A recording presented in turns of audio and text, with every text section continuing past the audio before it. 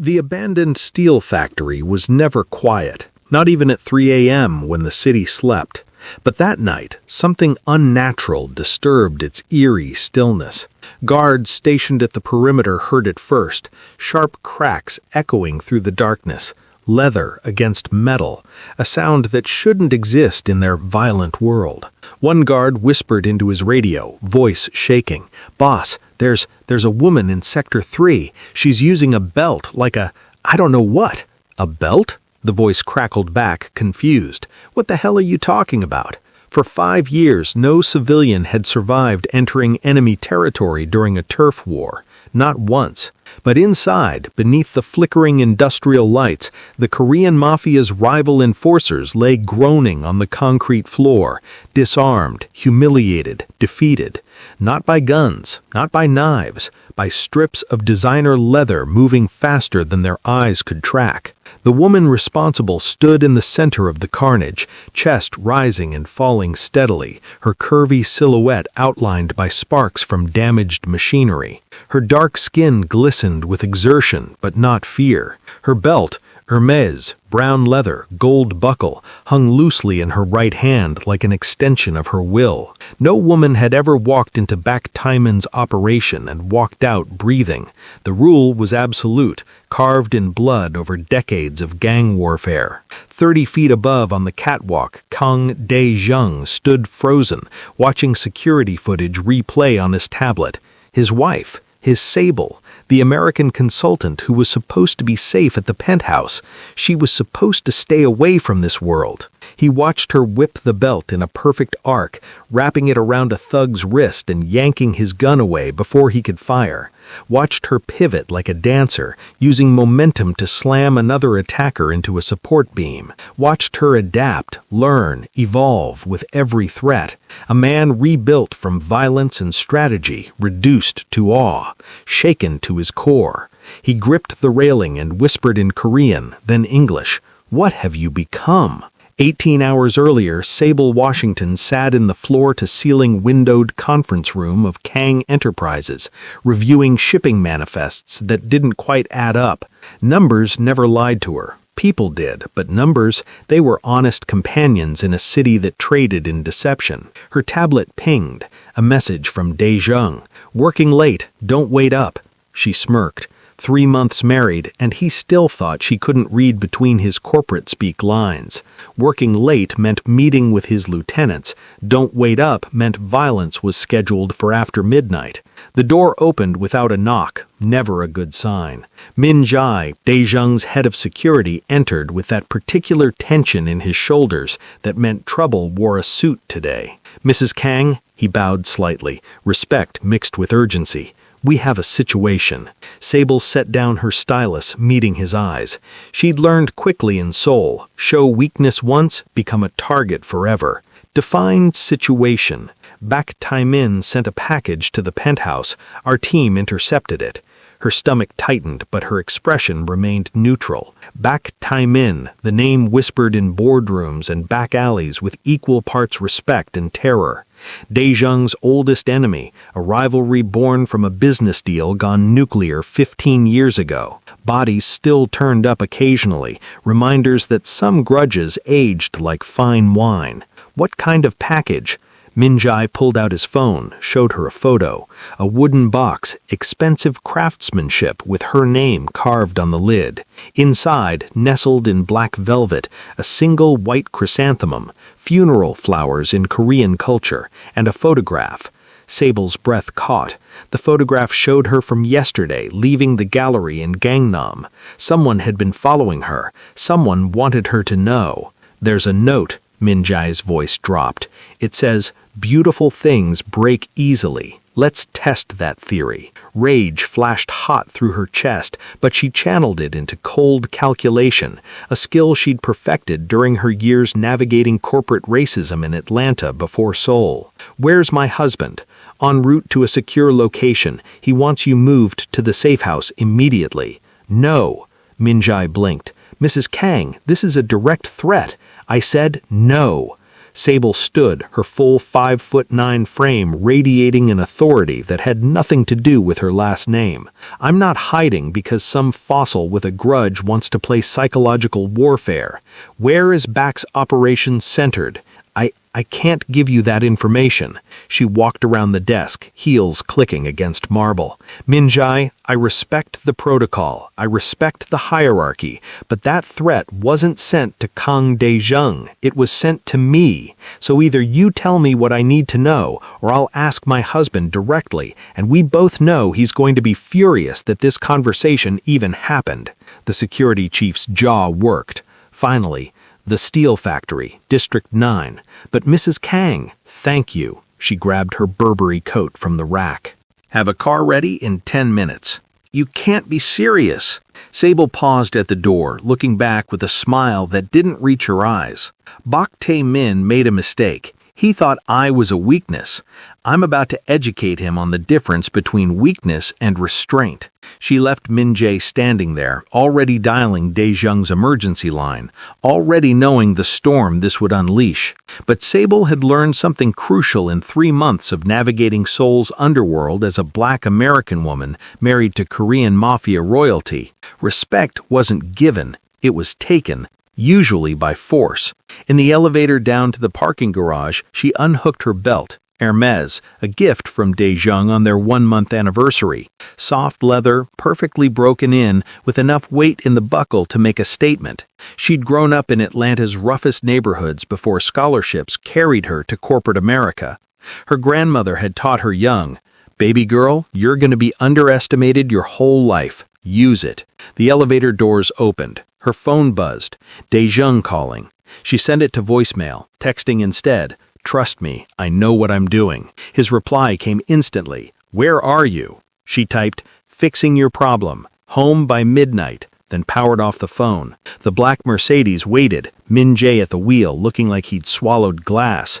"Mrs. Kang, please reconsider. Drive or get out and I'll drive myself." He drove. Seoul at night blurred past the windows, neon and shadow, wealth and desperation existing in the same breath. District 9 approached, industrial and hostile, where legitimate business went to die and questions weren't asked.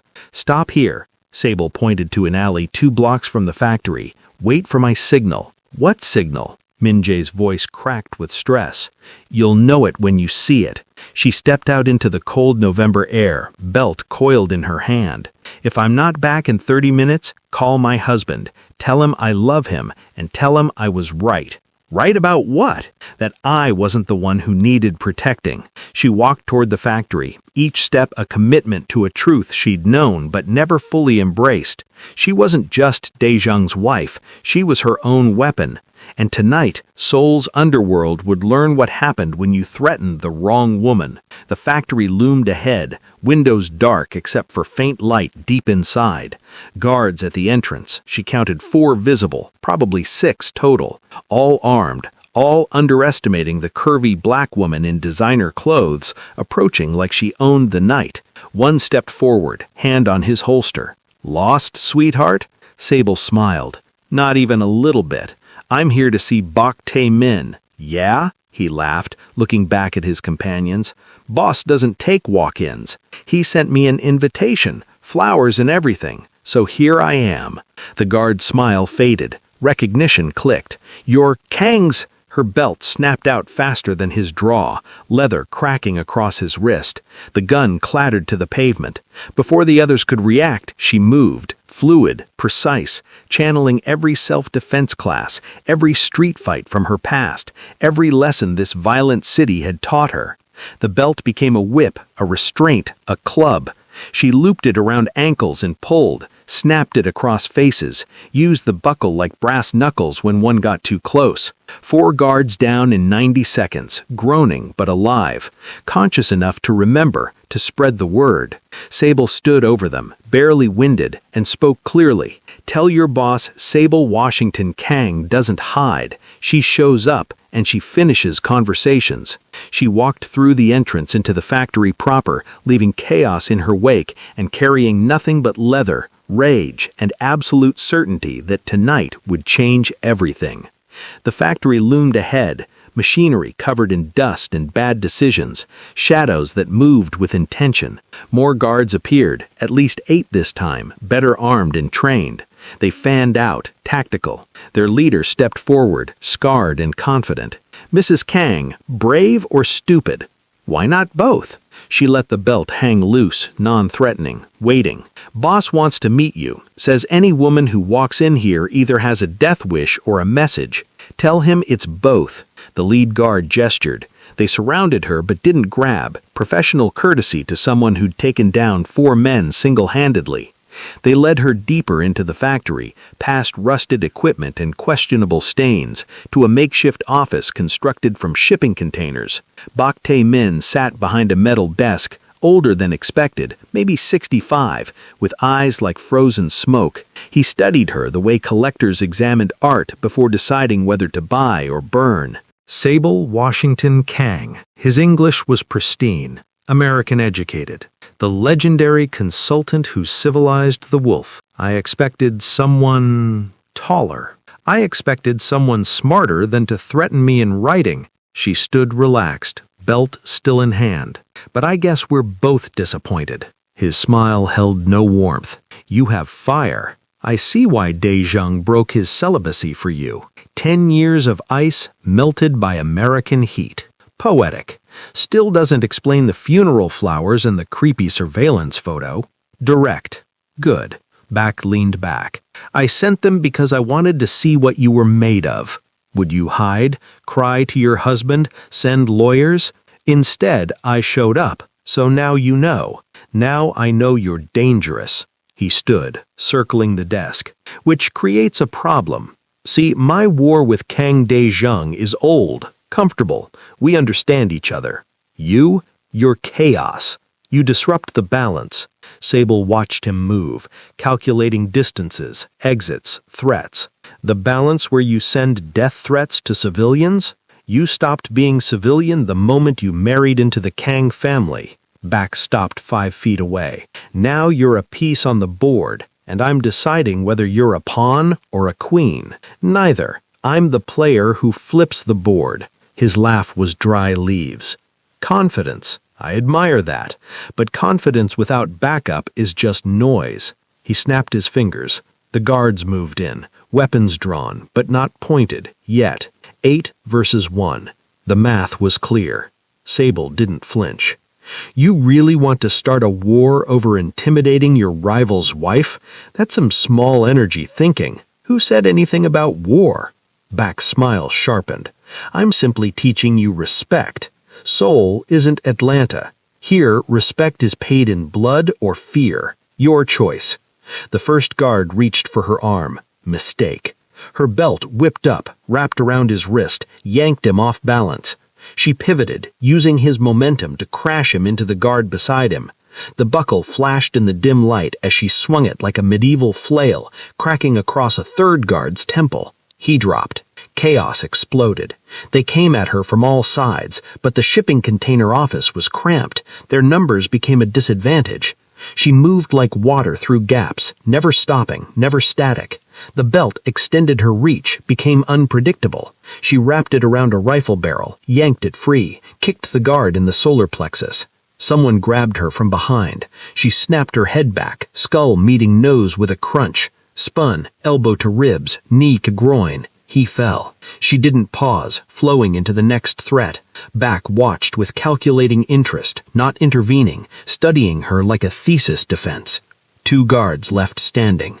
They charged together. Sable feinted left, went right, snapped the belt low across ankles. They tripped, sprawling. She was on them instantly, looping leather around wrists, pulling tight enough to cut circulation, to make a point. Silence, except for groaning. 8 professional enforcers on the ground. Sable stood in the center, chest heaving, belt now scuffed and battle-worn but unbroken. Her dress had torn at the hem. Blood, not hers, speckled her collar. She looked at Bak. Still think I'm chaos? For the first time, something like respect flickered in his frozen eyes. I think you're the most dangerous thing I've seen in 20 years. Good. Remember that before you send any more flowers. She moved toward the door, stepping over bodies. Tell your men thanks for the warm welcome. We should do this again, never. Wait. She paused, didn't turn fully. Unless you're apologizing, I'm done listening. Your husband will come for me after this. You know that. Now she looked back. Then maybe you shouldn't have started something you can't finish. Can I finish it? Back's question hung heavy. That's what I'm trying to determine. You're not what I expected. You're not a weakness. You're a multiplier. Kang with you is twice as dangerous as Kang alone. 3 times. She smiled without humor. I do math for a living. I know my value. Then you know this doesn't end here. I poked the tiger. Now I have to decide. Back down or commit fully. Sable walked back to the desk, planted both hands on it, leaning in close. Here's some free consulting back. You're operating on old intelligence. You thought threatening me would rattle De Jong, make him sloppy, but you miscalculated. We're not a weakness to each other. We're an alliance, and alliances don't break under pressure. They attack. She straightened, turned, walked out. Behind her, Back sat slowly, mind clearly racing through scenarios and consequences. His guards groaned themselves back to consciousness, humiliation and awe mixing in their expressions. Outside, the November air felt crisp and clean after the factory's industrial decay. Sable's phone powered back on, immediately exploding with notifications. 17 missed calls from De Jong, 12 from Min Jae, 6 from various security personnel. 1 text from her husband, sent 4 minutes ago. I know where you are. Don't move. I'm coming. She texted back. Already done. Heading to you now. The response came instantly. Done? What did you do? What needed doing. See you soon. Love you. She walked the 2 blocks back to where Min Jae waited, the security chief's face cycling through relief, terror, and resignation. Mrs. Kong, is that blood? Not mine. Let's go home. Your husband is going to be proud, angry, terrified, and impressed, probably in that order. She slid into the Mercedes. Min Jae, you ever been underestimated? He pulled into traffic. Every day until I proved myself. Then you know, sometimes the only way to make people see you clearly is to show them what they refuse to believe. They drove through Seoul's nightscape, heading toward the penthouse and the inevitable confrontation. Sable stared at her reflection in the window, makeup smudged, hair wild, dress damaged, but eyes clearer than they'd been in months. She'd married into violence and tried to stay separate from it, believing she could be the normal anchor in De Jong's storm. Tonight taught her different. She wasn't the anchor, she was part of the storm, and storms didn't hide. Her phone rang. De Jong. She answered. Before you yell, are you hurt? His voice was pure steel wrapped in fear. No, bruised maybe, but functional. Silence. Then, Min Jae says you went to Beck's factory. I did. Alone. I took my belt. Another pause. Longer. She could almost hear him processing, calculating, fighting between fury and something else. Stay on the line. I'm 2 minutes behind you. They drove in connected silence, her listening to his breathing, him listening to hers. The simple confirmation that both were alive, both intact. The penthouse appeared ahead, top 3 floors of a building that touched Seoul's sky. Min Jae pulled into the private garage just as De Jong's convoy arrived. 3 black SUVs, tactical and tense. Her husband emerged from the center vehicle before it fully stopped. Tall, lean, carved from expensive suits and colder decisions. His eyes found her through the Mercedes window, and something in his expression cracked. He opened her door himself, a break in protocol that made his security team shift uncomfortably. For a long moment, he just looked at her, cataloging damage, calculating risk, processing what she'd done. You went to war, he said quietly in Korean, then in English, without me. I went to deliver a message. There's a difference. His hand came up, gentle, touching the small cut on her cheek she hadn't noticed. You're bleeding. You should see them. I will. I'm burning that factory to the ground tonight. Daejong! He threatened you, sent you funeral flowers, stalked you, then you fought 8 of his men alone. His voice stayed quiet, but she heard the violence coiling beneath. That requires an answer written in fire. Sable caught his wrist. I already answered it. They know now. I'm not some porcelain doll to break. I'm mine. The word came out possessive and proud, and nobody touches what's mine. Yours? She raised an eyebrow despite everything. We need to workshop that phrasing. His almost smile flickered.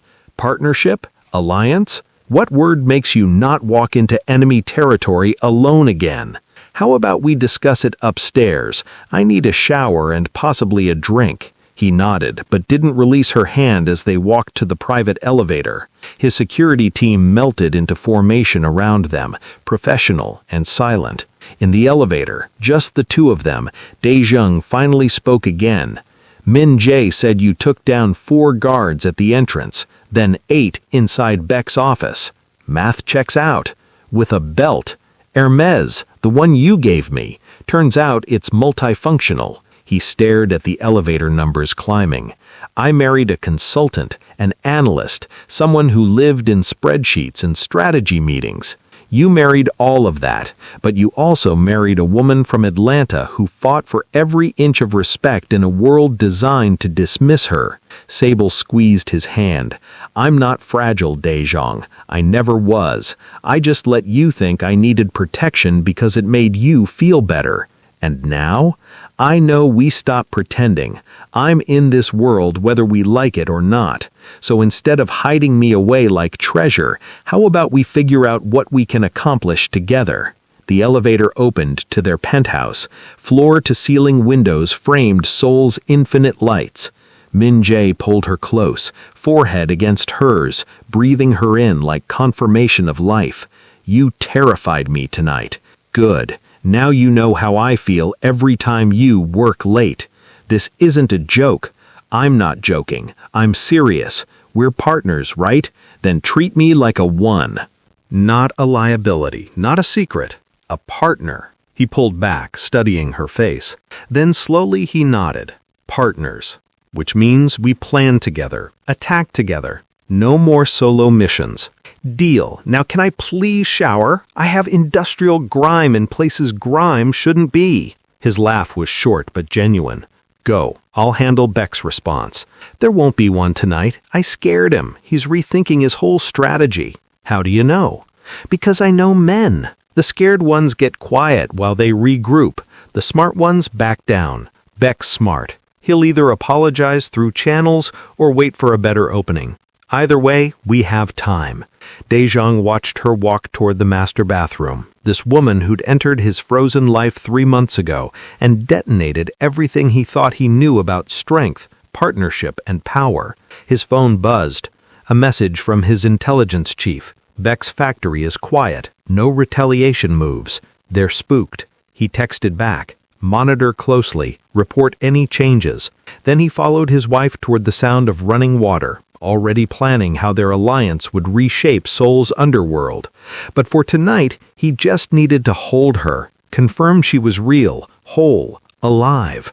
Because Sable Washington Kang had done something impossible. She'd walked into an enemy stronghold alone, survived, and made them fear her more than they feared him.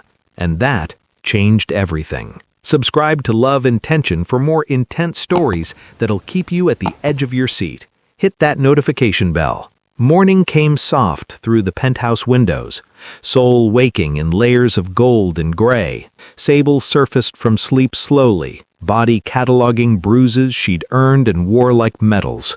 Her ribs ached on the left side, someone's elbow probably. Her knuckles were scraped raw, but she was whole, victorious. Daejong's side of the bed was empty but still warm. She found him on the terrace, phone in hand, already conducting business in rapid Korean. He wore black slacks and a white shirt unbuttoned at the collar, the closest thing to casual she'd seen him outside the bedroom. He noticed her, held up one finger. 1 minute. Finished his conversation with clipped authority, then turned, offering coffee. "How do you feel?" he asked. "Like I fought 8 professional thugs and won."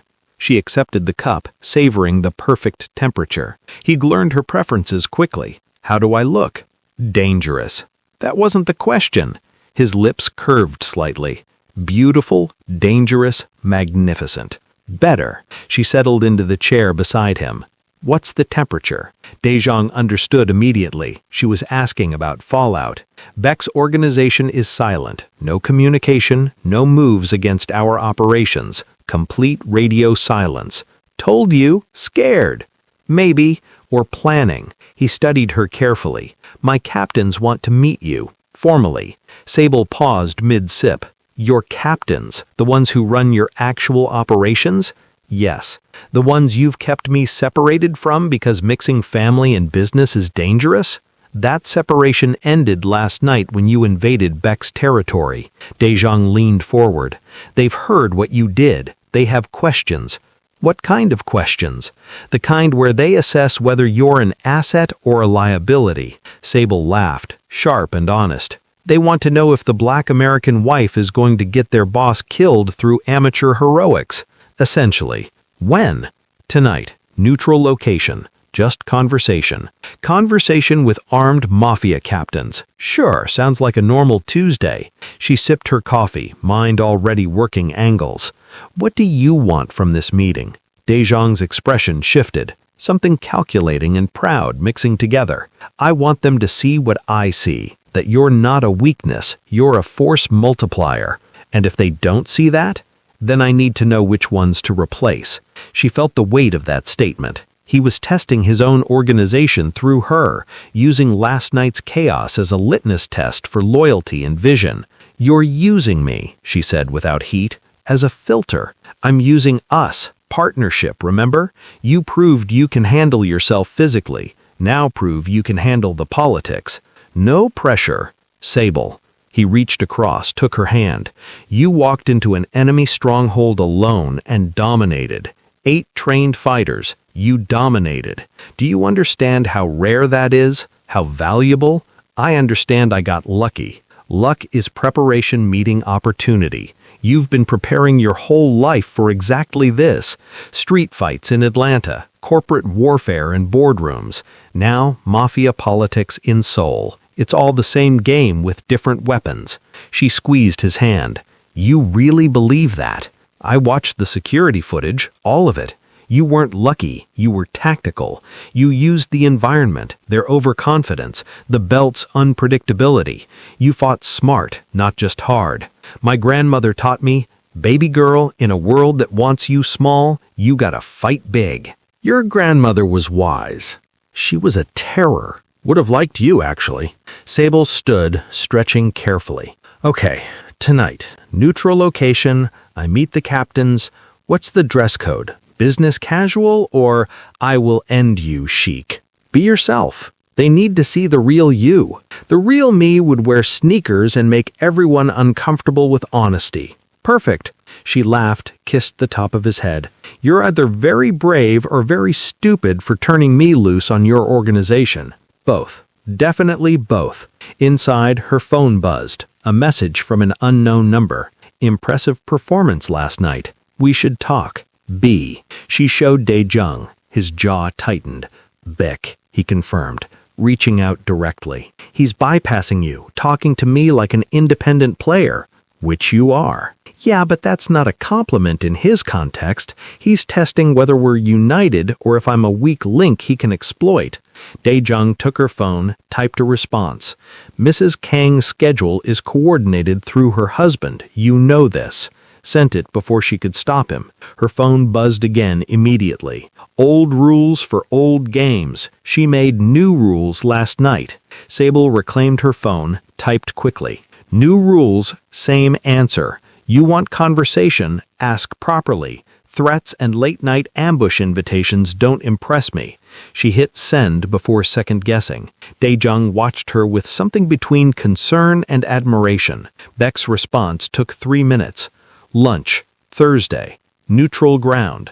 just conversation between professionals. He's serious, Sable said. He actually wants to talk business, which means he sees you as a player now, separate from me. Is that a problem? Dae-jung considered. Only if you make decisions without consulting me. Partnership, she reminded him. We decide together. Then we need to discuss what you'd say to him, what leverage we have, what he might offer. They spent the next 2 hours strategizing, drinking coffee, planning like the alliance they'd claimed to be. Dae-jung walked her through Beck's operations, his weaknesses, his assets. She absorbed it all, asking sharp questions, seeing patterns he'd missed from proximity. He's overextended in District 7, she noted, studying the maps he'd spread on the dining table. Look, 3 nightclubs, 2 warehouses, 1 casino, all within 4 blocks. That's not strategic positioning, that's ego. He wanted to dominate that territory, make a statement. He made himself vulnerable. Too many assets in one location means a single coordinated strike could cripple him. She traced the pattern with one finger. If I wanted to hurt Beck, I'd create a problem here, she pointed to the casino. Make the authorities interested. Sudden raid, found irregularities, shut it down. Dominoes fall. The warehouses lose their money laundering route, the nightclubs lose their supply chain. Dae-jung stared at the map, then at her. You've been in this world 3 months and you're already strategizing like a captain. I told you, I do math. This is just applied economics with violence. He pulled her close, kissed her hard. Not passion, respect made physical. When he released her, Sable smiled. What was that for? For being exactly who you are. No apologies, no shrinking. Good, because I'm just getting started. The rest of the day passed in preparation. Dae-jung had a tailor deliver 3 outfits for the evening meeting, each one calculated for different impressions. She chose the middle option. Black slacks, burgundy silk blouse, low heels. Professional but not trying to impress. Her belt, cleaned and reconditioned overnight by someone on staff, completed the look. Still wearing it? Dae-jung asked as she buckled it. Always. It's proven effective. As a weapon or a statement? Yes. Evening arrived. They traveled in separate cars to the meeting location, a private restaurant in Gangnam that Dae-jung's organization owned but operated legitimately. The separation was tactical. Arriving together suggested she was an accessory. Arriving independently suggested she was a player. Sable's car arrived first. She walked in alone, ignoring the stares from staff who clearly hadn't expected the boss's wife without escort. The private room in the back was already occupied. 4 men, all Korean, ranging in age from 30s to 50s. Each one radiated violence, barely contained by expensive suits. They stood when she entered. Reflects respect or calculation? She couldn't tell yet. Mrs. Kang, the oldest one, spoke in English. We've heard impressive things. And I've heard you run the Eastern operations with ruthless efficiency, Captain Wong. She'd memorized their files this afternoon. Please, sit. We're all adults here. They sat, reassessing. She'd used his name correctly, acknowledged his reputation, and taken control of the room's energy without asking permission. Dae-jung's lessons in action. The youngest captain, maybe 35, spoke next. You really took down 8 of Beck's men alone? I did. They underestimated me. I corrected their mistake. With a belt, another added, skeptical. Sable unhooked it, laid it on the table between them. Hermes, full-grain leather, solid brass buckle, 3 feet of reach when properly deployed, light enough to move fast, heavy enough to hurt, but mostly it's unpredictable. Nobody trains against a belt. Huang picked it up, examined it with professional interest. Clever. Improvised? My grandmother's technique. Atlanta, Georgia, 1990s. She taught me, use what they won't expect. And now you bring that to Seoul. The third captain, silent until now, studied her carefully. To our world. I didn't ask to be brought into this world, Sable said evenly. But I'm here, so I adapt, I contribute, or I become a liability. Those are the options. And which do you choose? Huang asked. I choose to be the woman who walked into Baek Taemin's stronghold and made him nervous enough to request a meeting. That's not liability behavior. The door opened. Dae-jung entered, reading the room instantly. He caught Sable's eye. "Everything okay?" And she gave the slightest nod. He sat at the head of the table. "I see you've met my wife. Your assessments." Hwang spoke first. "She's bold, possibly reckless, definitely capable. The young captain. She thinks tactically. The belt thing, it's smart, unexpected. The third, she fits. Not what I expected, but she fits. The fourth captain, who hadn't spoken yet, finally did. She's a risk. Americans don't understand our world. They bring chaos." Sable turned to him. "You're Captain Park. You run the smuggling operations through Busan. 30 years in this life, 0 arrests, 3 wives, all Korean, and you think I'm chaos because I'm foreign." Park's eyes narrowed. "I think you're chaos because you don't understand consequences." "Really?" "Because last night's consequences were Baek's organization scared, his men humiliated, and his confidence in his invincibility shattered. Those consequences seem pretty strategic to me, until he retaliates and we're at war. We've been at war with Baek for 15 years, Sable countered. I just changed the terms. Instead of slow burn attrition, I made it personal, made it about respect. And respect is currency in this world, right?" Park looked at Dae-jung. "She speaks well, but talk is easy. Action proves." "Then judge me on action," Sable said. 8 men defeated, Baek requesting dialogue, your operations untouched while I made enemies think twice about targeting this organization. That's not chaos, that's results." Hwang actually smiled. "She's got fire, I like that." "Fire burns allies too," Park warned. "Not if it's controlled." Dae-jung's voice cut through the tension. "Sable doesn't act alone. We strategize together. Last night was improvised. Going forward, we coordinate." "So she's part of operational planning now?" the young captain asked. "She's my wife, my partner. Yes, she's part of planning." Dae-jung's tone left no room for argument. "Any objections?" Silence. Then Hwang shrugged. "If she brings value, why not? We use every asset." Park still looked unconvinced, but nodded slowly. "Fine, but first mistake that costs us, this experiment ends." "Fair," Sable agreed. "Same standard I'd hold anyone to." The meeting shifted to business, territory disputes, supply chains, legitimate fronts. Sable listened more than she spoke, learning the rhythm of their world. When she did contribute, it was precise observations about patterns, inefficiencies, opportunities.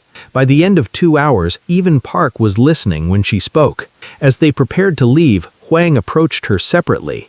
"Mrs. Kang, a word?" Dae-jung nodded permission. They stepped aside. "You impressed us tonight, but understand, this life consumes everyone it touches. You think you can stay clean, stay separate. You can't. The violence becomes normal. The moral lines blur. Are you ready for that?" Sable met his eyes. "Captain Hwang, I grew up in neighborhoods where violence was breakfast conversation. I fought my way through corporate America where they smiled while stabbing you. Seoul's underworld is just another battlefield with different weapons. I'm not naive. I'm prepared. Then welcome to the real family." He extended his hand. She shook it, feeling the calluses of a man who'd done violence personally, not just ordered it. Outside, in the car with Dae-jung, Sable finally relaxed. "That went better than expected. Park still doesn't trust you. Park doesn't trust anyone, but he'll watch me, judge me, and eventually I'll prove myself. You're very confident. I'm very tired and running on adrenaline. Ask me tomorrow if I'm confident." Dae-jung laughed, real and warm. "You were perfect in there, respectful but strong. You didn't shrink. I told you, I don't shrink." Her phone buzzed. Another message from Baek. "Thursday lunch confirmed. Come alone. Proof of independence." She showed Dae-jung. His jaw tightened. "He's testing us, trying to drive a wedge. So decline. Or," Sable considered, "I go, prove I can handle myself, show him we're not afraid, but I record everything. Full transparency with you. That's dangerous. Partnership is dangerous. Marriage is dangerous. This whole life is dangerous." She turned to face him. "But we agreed we do this together. That means trusting each other in dangerous situations." He studied her for a long moment, then, "Okay, Thursday, you meet Bake alone, but with trackers, recording devices, and a security team within 60 seconds response time. Deal. They drove through Seoul's night, planning for Thursday's meeting, for Bake's next move, for a future neither had imagined 3 months ago. The curvy black woman from Atlanta and the frozen Korean Mafia boss, an unlikely alliance becoming something formidable. And somewhere in the darkness, Bake Timon was making his own plans, underestimating them both one last time. Thursday arrived wrapped in autumn rain. Seoul's streets slick and reflective. Sable dressed carefully, not for intimidation, but for negotiation. Navy blazer, cream blouse, dark jeans. The belt. Always the belt. Daejong watched her prepare, tension coiled in his shoulders. They'd spent 2 days planning for every contingency. Microphone hidden in her watch, GPS tracker in her bracelet, panic button disguised as a ring. Security team positioned at the restaurant and within blocks. "You don't have to do this," he said for the 3rd time that morning. "Yes, I do. Bake's testing whether I'm independent or controlled. If I don't show, he wins that round." She turned from the mirror. "Besides, I'm curious. What does a man like that want to say to me? Probably trying to recruit you against me. Then he's dumber than I thought." She kissed him quickly. 2 hours. I'll text every 30 minutes. If I miss a check-in, bring the cavalry. I'm bringing them anyway. They'll just stay invisible and less needed. The restaurant was understated elegance in Itaewon. Neutral territory. Public enough to discourage violence, private enough for honest conversation. Sable arrived exactly on time, a power move that said, "I respect punctuality, not you." Bake sat alone in a corner booth, looking smaller in daylight than he had in the factory's shadows. He stood as she approached. Old world manners from a new world monster. "Mrs. Kong, thank you for coming. Let's skip the pleasantries. You threatened me, I humiliated your men, and now you want conversation. What's the actual agenda?" He smiled, appreciating directness. "Sit, please." She did, but kept her back to the wall, exit visible in peripheral vision. Lessons from Daejong. "I underestimated you," Bake began. "That was my first mistake in 15 years. I wanted to understand why. Because I'm a black woman in a Korean Mafia story. You thought I was decoration, arm candy, a weakness to exploit." "Yes." His honesty surprised her. She tilted her head. "And now? Now I think you're the most dangerous piece on the board, because you're unpredictable. You don't follow the rules because you don't know them, and that makes you chaos. Second person to call me chaos this week. I'm starting to think it's a compliment." "It is and it isn't." Bake leaned forward. "In our world, predictability is power. I know what Kong will do because I've fought him for 15 years. But you're a variable I can't calculate. That terrifies me." "Good. But it also intrigues me." He signaled a server, ordered tea for both without asking her preference, a small power play. "I've been thinking, what if we're fighting the wrong war?" "Meaning?" "Meaning Kong and I have been locked in stalemate since 2010. We take territory, we lose territory. We bleed resources. Nothing changes. But you changed the game in one night." Sable sipped the tea that arrived. "Green, expensive. So you want to hire me?" "I want to propose a partnership. You and me." She laughed. Genuine surprise. "You're serious?" "Completely. Think about it. Kong is traditional, predictable, but you bring innovation, fresh thinking. Combine that with my resources and experience, and betray my husband. Yeah, hard pass. Is it betrayal if it brings peace?" Bake's voice softened, almost reasonable. "How many people have died in our war? How many families destroyed? You could end that, unite our organizations, stop the bleeding. Under your leadership, of course. Under shared leadership, you'd have real power, not just the illusion Kong gives you." Sable set down her cup carefully. "You really think I'm that easy to manipulate? That I'd destroy my marriage for hypothetical power? I think you're ambitious, smart, and possibly tired of being the good wife while your husband makes all the real decisions. You know nothing about my marriage. You know Kong kept you separate from his operations until you forced your way in. I know Kong's captains questioned whether you belong. I know you fight for every scrap of respect in that world. Bake's eyes held calculated sympathy. I'm offering you respect automatically, partnership from day one. For a moment, Sable genuinely considered it. Not the offer, but the psychology behind it. Bake was skilled. He'd identified her pressure points: respect, agency, belonging. In another life, another circumstance, this might have worked. "You're good," she admitted. "This recruitment pitch is really good. Appeal to my ambition, validate my struggles, offer easy solutions. Textbook manipulation. Is it manipulation if it's true? It's manipulation because it ignores one critical factor. I love my husband, not convenient alliance love, real love, the kind where his success is my success, his enemies are my enemies. You can't buy or argue me out of that." Beck's expression didn't change, but something in his eyes acknowledged defeat on this angle. Loyalty. How refreshingly old-fashioned.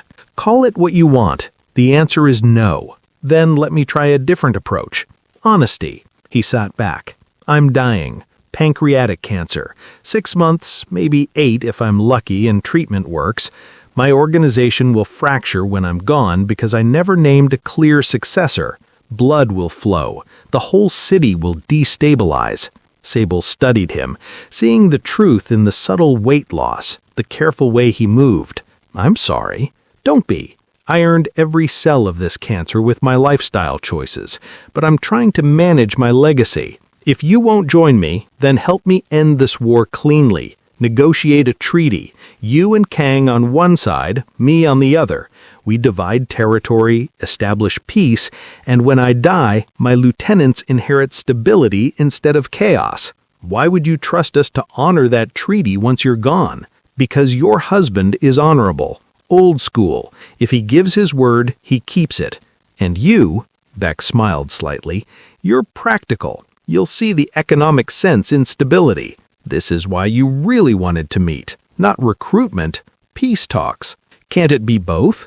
I try option A, recruitment.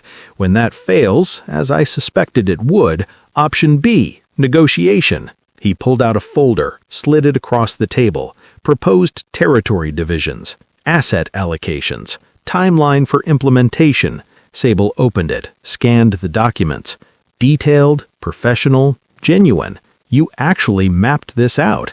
I've been planning my death for 8 months. Might as well do it thoroughly. Daizhong needs to see this. Of course, I'm not asking for your answer today. I'm opening a dialogue. Think about it. Discuss with your husband. My people will contact yours for formal negotiations if you're interested. Sable closed the folder. One question. Why me? Why not approach Daizhong directly? Because he would refuse on principle. Our history is too bloody. But you're new, untainted by 15 years of corpses. You can see the logic without the emotion. You think I have no emotion about people who threatened me? I think you're smart enough to separate personal feelings from strategic advantage. Am I wrong? She stood, tucking the folder under her arm. You're not wrong, but you're also not entirely right. I'll discuss this with my husband. No promises. That's all I ask. Beck stood as well, slightly unsteady, the cancer showing through. Mrs. Kang, regardless of what you decide, I respect you. You're the most interesting opponent I've faced in decades. Opponent, not partner, not ally. Good that we're clear. She walked out into Seoul's rain, security team materializing around her with professional discretion. In the car, she texted Daizhong. Meeting done. Coming home. We need to talk. His response was immediate. Are you safe? Yes, but everything just became more complicated.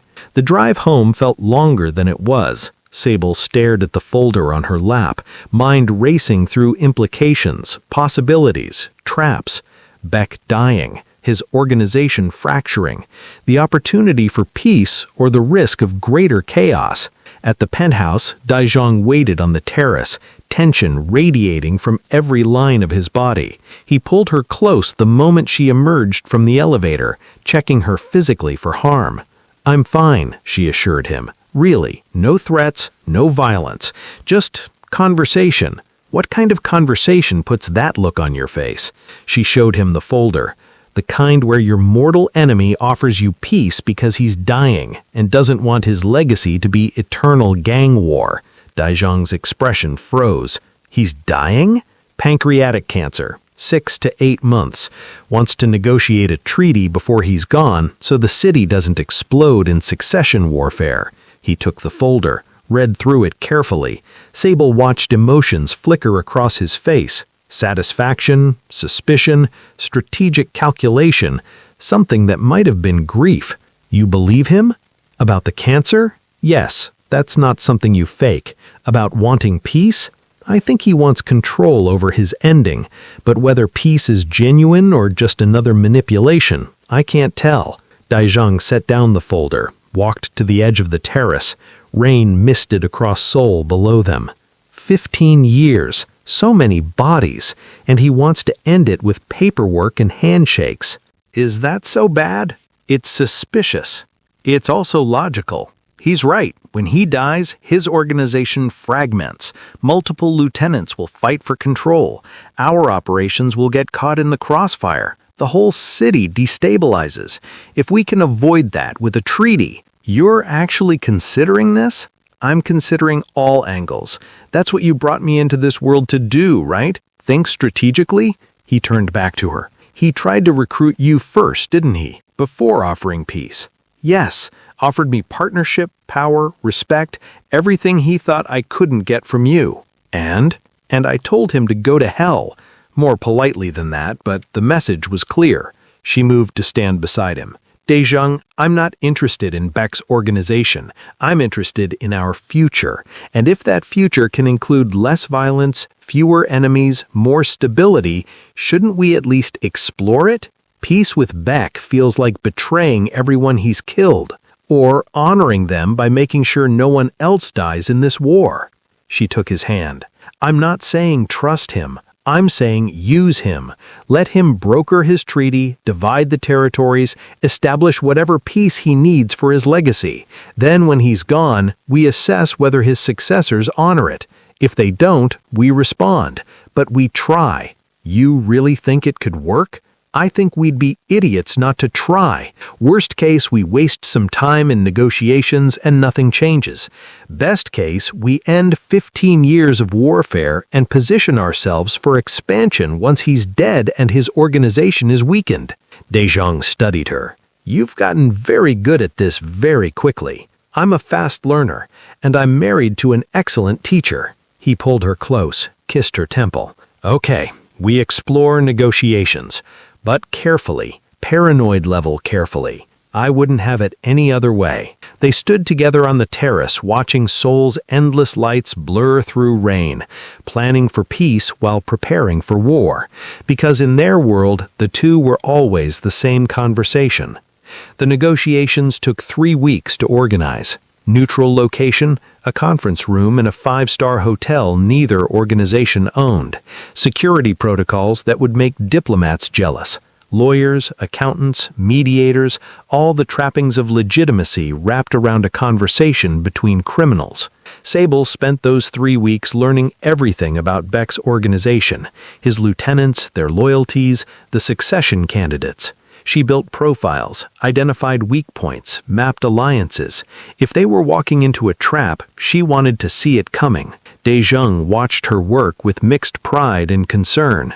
She'd transformed one corner of their penthouse into a command center. Maps, photos, documents covering the walls like she was hunting serial killers instead of planning treaty negotiations. You're obsessed, he observed one evening, finding her still working at midnight. I'm thorough, there's a difference. She pointed to a photo of Beck's second in command. Yoon Sang-min, 48, been with Beck for 20 years, loyal but ambitious. When Beck dies, Yoon's the likely successor, but he has competition from Park Jae-won here. Another photo. Park's younger, more aggressive, controls the lucrative nightclub operations. Different philosophy from Yoon's conservative approach. So they'll fight each other for control. Exactly. Which means our treaty isn't just with Beck, it's with whatever fractured organization comes after. We need clauses that survive succession. Binding agreements that the next leadership has to honor or face consequences. Daejung sat beside her, studying the web she'd created. You've thought this through. I've thought through 6 different scenarios and we're only prepared for 4 of them.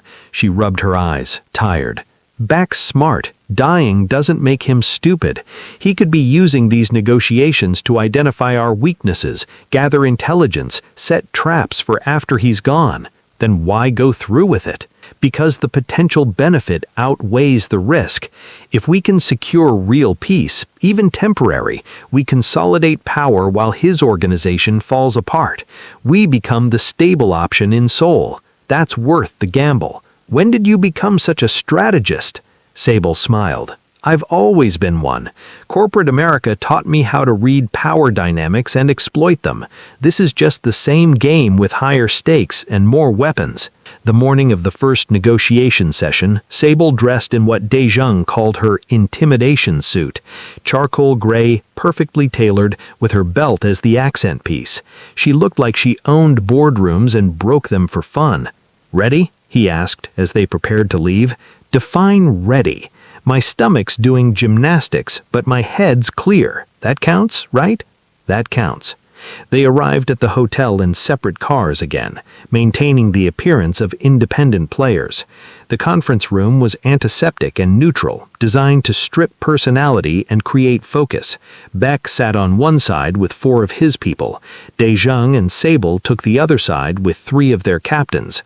Lawyers flanked both parties like referees at a boxing match. Shall we begin?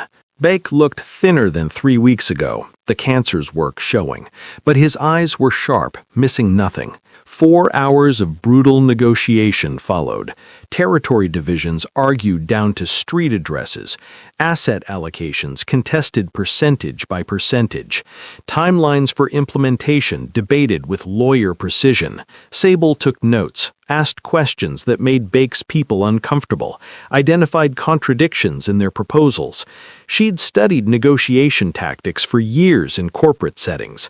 This was just higher stakes.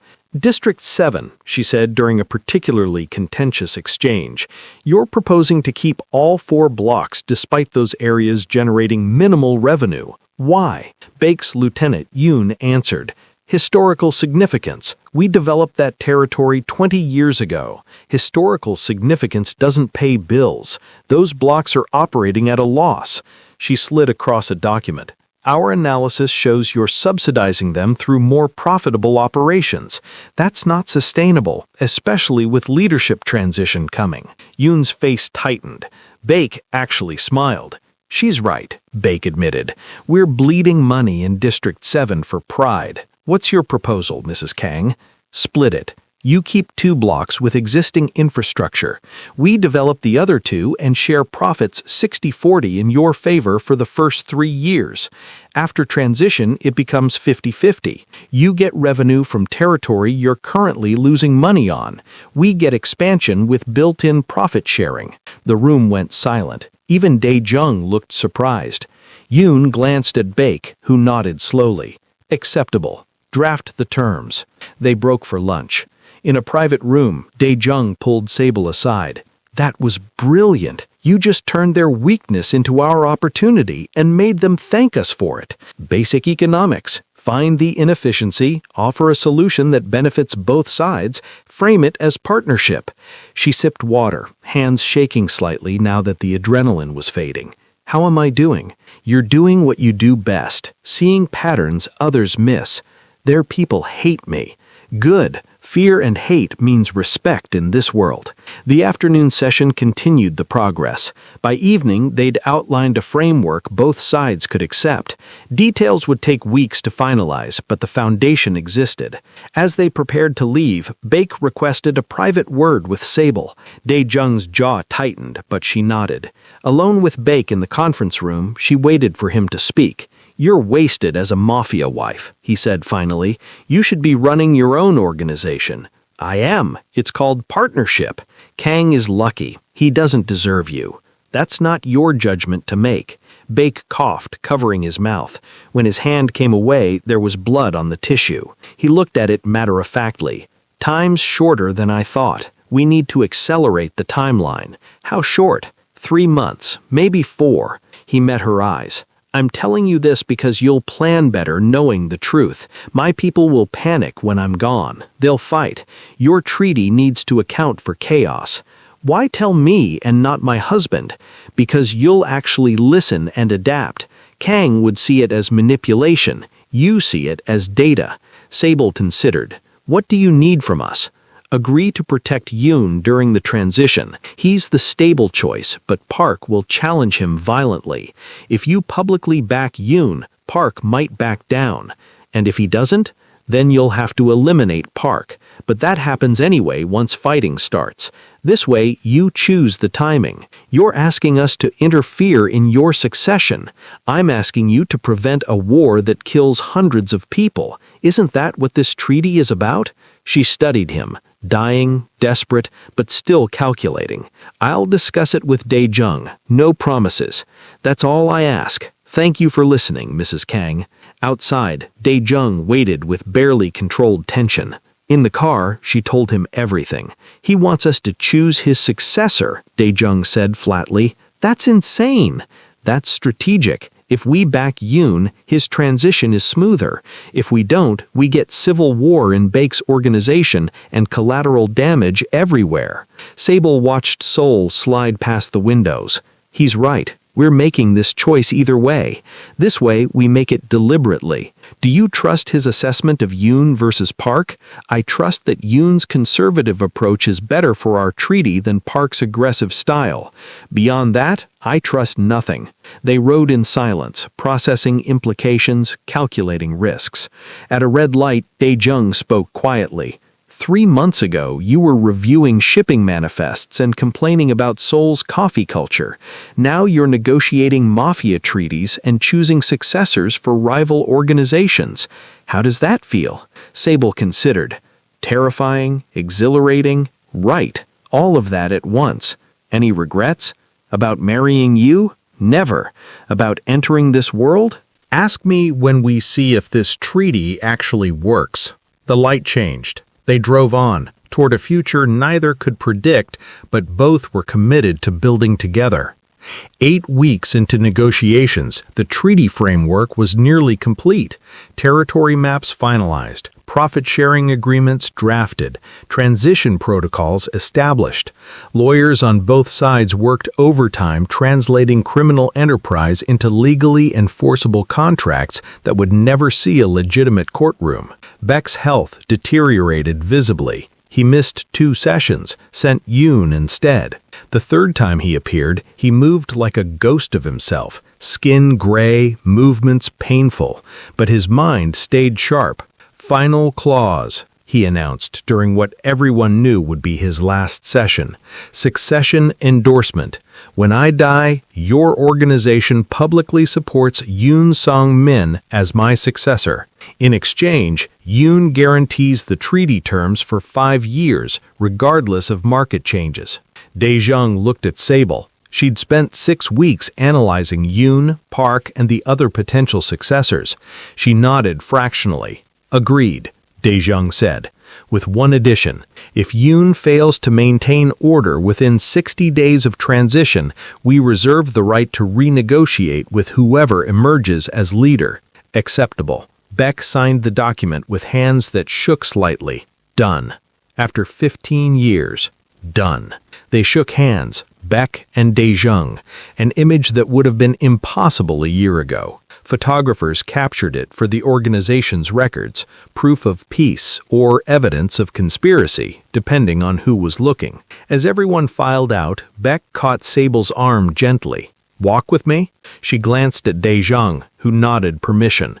They walked slowly through the hotel's garden, Baek moving carefully, breathing deliberately. "I'm dying faster than expected," he said without preamble. "Days, not weeks.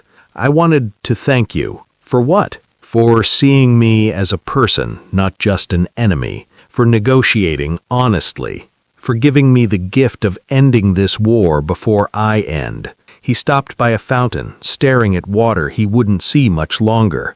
I've done terrible things, Mrs. Kang. Built an empire on violence and fear. But this treaty, it's the one good thing I'll leave behind. Sable felt unexpected compassion. What will you do with your remaining time? Go home, say goodbyes, try to die with something resembling dignity. He turned to her. Watch Yoon. He's honorable, but weak. Park will test him immediately. Your backing might not be enough. Then what do you suggest? Be ready to act decisively, violently if necessary. The first challenge to Yoon sets the tone for everything else. You're asking me to potentially kill Park. I'm asking you to protect what we built. How you do that is your choice. He pulled out a small object from his pocket, a jade pendant. For you, my grandmother's. She was Korean, my grandfather American military. I grew up between two worlds, never fully belonging to either. Like you. Sable accepted the pendant, surprised by the gesture. I don't know what to say. Say you'll remember that not everything in this life is black and white, that enemies can become allies, that peace is worth fighting for. He smiled, tired, and say you'll continue being exactly who you are. Seoul needs people like you. They walked back in silence. At the hotel entrance, Beck bowed, a gesture of respect she returned. Then he was gone, driven away toward whatever ending he'd prepared. What did he say? Daejung asked when she rejoined him. Goodbye. She showed him the pendant, and warning, Park's going to move fast when Beck dies. Then we prepare faster. They spent the next 2 weeks fortifying their position. Meetings with allies, quiet warnings to neutral parties, strategic positioning of resources. Sable coordinated logistics, while Daejung handled the violent groundwork. She'd become his operational partner in truth, not just title. Captains now brought problems to both of them. Hwang in particular seemed to respect her tactical mind. Mrs. Kang, you've got instincts for this. Natural talent. Natural trauma response. I spent my childhood reading dangerous situations. This is just scaling up. The call came at 3 a.m. on a Tuesday. Baek Tae-min was dead. Cancer finally claiming what violence never could. The city held its breath. At 6 a.m., Yoon Song-min contacted us requesting an immediate meeting. At 7 a.m., Park Jae-won made his move, seizing 2 of Beck's key warehouses with 30 armed men.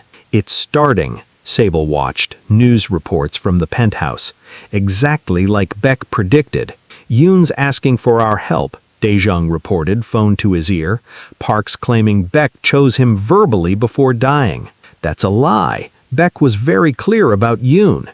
Doesn't matter. Park has guns and territory. That's truth enough in our world. Sable stood, mind racing through scenarios. We need to respond today, show strength. If we wait, Park establishes legitimacy through possession. What do you suggest? She walked to the map wall she'd maintained throughout negotiations. Park took 2 warehouses, both in District 9. He's overextended, trying to look strong but actually creating vulnerability. If we hit both locations simultaneously with overwhelming force, we break his momentum before it builds. That's direct warfare. Could violate the treaty. The treaty was with Beck. Park is acting against Beck's explicit succession plan. We're enforcing the treaty by supporting Yoon. She traced the attack pattern on the map. 2 teams, simultaneous insertion. Secure the warehouses, hold them for Yoon. Message sent. Park doesn't get to rewrite agreements with violence. Daejung studied the map, then her. You want to lead one of the teams. I want to finish what I started. Park won't expect me. That's advantage. Absolutely not. Too dangerous. Everything we do is dangerous, but I've proven I can handle myself. against 8 men in a factory, not 30 trained fighters in a fortified warehouse. Sable turned to face him fully. Daejung, I need to do this, not for ego, for credibility. Your captains still question whether I'm serious or playing it gangster. I prove myself here, that question ends. Or you die and the question becomes irrelevant. I won't die. I'll have a full team, proper weapons, the advantage of surprise, and I'll have my belt. She smiled slightly. It's proven very effective. He wanted to refuse. She saw it in every line of his body, but he also saw her determination, her logic, her need to establish herself beyond doubt. You take the easier target, he finally conceded. Warehouse B, smaller, fewer defenders, and Huang goes with you. Deal. 4 hours later, Sable stood in tactical gear that felt surreal and right simultaneously. Kevlar vest, combat boots, weapons she'd trained with over the past weeks, and her belt, modified now with a reinforced buckle that could break bones. Huang briefed the team. 12 defenders estimated. Our advantage is speed and surprise. Mrs. Kang leads entry. I cover. Teams 2 and 3 secure perimeter and exits. Questions. A few glances at Sable, skepticism mixed with curiosity. She met each look directly. I know what you're thinking. The boss's wife playing soldier, but I'm not here for show. I'm here because Park needs to understand that this organization doesn't have weak links. Anyone comes at us, they get all of us. That message starts now. Huang nodded approval. You heard her. Let's move. The warehouse sat dark and hostile in District 9's industrial maze. Park's people had established defensive positions but weren't expecting immediate response. Their mistake. Sable's team inserted through the south entrance Huang had identified as weak. They moved in practiced formation, clearing corners, communicating with hand signals she'd learned. First contact came fast. A guard turning a corner, seeing them, reaching for his radio. Sable's belt snapped out, leather wrapping around his wrist, yanking the radio free. Huang's team secured him silently. They pushed deeper. The main floor opened up. Crates, machinery, shadows. Movement ahead. Contact, Huang whispered. 6 visible, more probably hidden. Sable assessed the space. We can't go quiet anymore. Overwhelming force, now. She stood, voice carrying. Park's people, you're in violation of treaty agreements. Surrender the warehouse and leave unharmed, or we take it by force. 10 seconds to decide. Silence. Then gunfire. Her team returned fire, controlled and devastating. Sable moved through the chaos, belt in one hand, weapon in the other. She'd trained for this. Daejung had insisted on it once she committed to operational involvement. A defender charged from her right. She pivoted, belt cracking across his face, weapon following up with a stock strike to the ribs. He went down. She kept moving. The fight was brutal and quick. Park's men were trained but surprised, defending territory they'd just seized and didn't fully control. Sable's team had momentum and purpose. 12 minutes, that's how long it took to secure Warehouse B. Sable stood in the center of the captured space, breathing hard, checking her team for injuries. Minor wounds, nothing critical. Park's people were restrained and disarmed. Status? She asked Huang. Building secured. Daejung's team reports Warehouse A is ours too. Park's retreating to his nightclub stronghold. Good. Hold this position. Send half Park's people back to him with a message. Forfeit now or we take everything. Personal message from you? Sable walked to the ranking defender they'd captured, crouched to his eye level. Tell Park that Sable Washington Kang doesn't appreciate people who break their word. Tell him that we enforced a treaty out of respect for a dying man's wishes. And tell him if he continues this power grab, I'll personally ensure he regrets it. The man nodded, terrified and awed. Outside, dawn was breaking. Sable stripped off the tactical gear, accepting water from Huang. You did good in there, he said. Real good. Team's impressed. Team doubted me. Team's not doubting now. Her phone buzzed. Daejung. Status? Warehouse secured. No casualties our side. Where are you? Heading to you. Stay there. He arrived 20 minutes later, emerging from an SUV with that particular tension that meant he'd been terrified for her despite trusting her capability. He pulled her aside, checked her over for injuries despite her protests. "I'm fine. Better than fine. We won. You could have died, but I didn't. And now Park knows we're serious. Both of us." Daijung looked at the warehouse, at her, at the future they were building. "You're really committed to this life, aren't you? Not just tolerating it. Actually committed. I'm committed to us. This life is part of that package." He kissed her, hard and relieved and proud. "Okay, then we see this through, together." News of the warehouse captures spread fast. By noon, Park Jae-won had requested negotiations. By evening, he'd formally conceded to Yoon's leadership in exchange for keeping his nightclub operations. The succession crisis was over before it truly began. Yoon contacted Sable personally. "You saved my life today. Probably hundreds of others. The treaty holds because of what you did. The treaty holds because Beck built something worth preserving. We just enforced it. However you frame it, I'm grateful. Your organization has my loyalty." That night, alone with Daijung in the penthouse, Sable finally allowed herself to feel the weight of what she'd done. Led a strike team, secured territory, prevented a war. "I'm not who I was 3 months ago," she said quietly. "No, you're who you needed to become." Does that scare you? Sometimes, but it also fills me with pride. You're extraordinary, Sable. You've taken to this world like you were born for it. She laughed, short and sharp. "Born for organized crime. My grandmother would be so proud. She'd be proud of you, leading, protecting, building something stable from chaos. Is that what we're doing? Building? Every day. Together."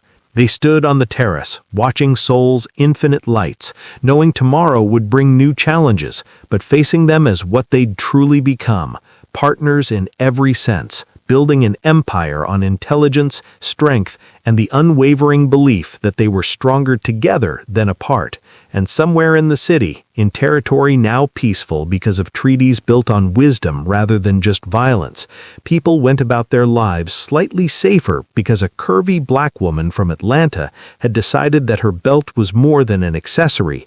It was a statement, a weapon, and a symbol that underestimation was the deadliest mistake anyone could make. Peace lasted 6 weeks, long enough for treaties to feel real, for routines to establish, for Sable to believe maybe they'd actually achieved something lasting. She should have known better. The first warning came from an unexpected source, Park Jae-won himself. He requested a meeting with Sable specifically, not Daijung, not Yoon, but her. That alone set off alarms. "It's a trap," Daijung said, flatly when she told him. "Probably, but I'm curious what kind of trap. Curiosity is how people die in this business. So is ignoring warning signs." Sable was already planning the meeting parameters. Public location, full security, recording everything. If Park wants to talk, we listen. Information is advantage.